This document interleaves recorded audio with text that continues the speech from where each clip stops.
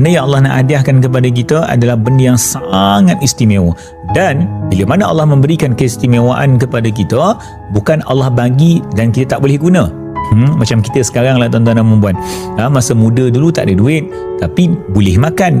Sekarang ada duit tapi tak boleh makan. Betul tak? Dia beza.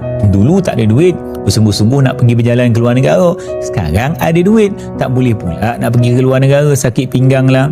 Sikit-sikit tuan-tuan dan puan-puan tak larat lah berjalan, bengkak kaki lah. Betul?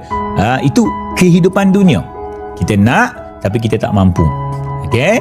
Kita mampu tapi kita tak boleh pula. Dunia macam tu tuan-tuan dan puan-puan. Payah nak mendapat kesempurnaan. Dulu tuan-tuan dan puan, ya Allah, masa saya muda berbukit-bukit makan. Kan? Berbukit-bukit makan, Masya Allah, tabarakallah. Kadang-kadang inilah durian tu berbiji-biji boleh makan tuan-tuan dan puan-puan. Hari ni kira kalori.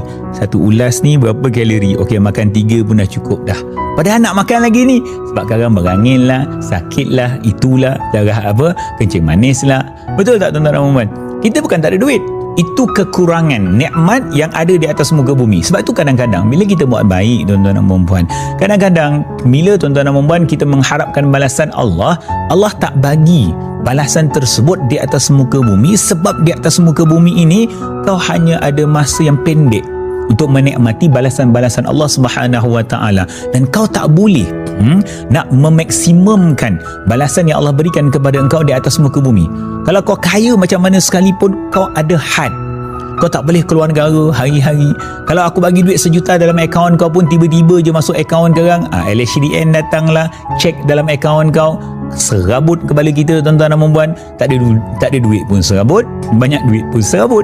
Betul? Kadang-kadang Allah tidak memberikan balasan itu ke atas muka bumi kerana hal-hal tersebut yang menghalang untuk kita menikmati kebaikan-kebaikan dan balasan Allah Subhanahu wa taala. Jadi, apa yang Allah buat? Allah menangguhkan segala nikmat kebaikan yang sepatutnya Allah berikan kepada kalian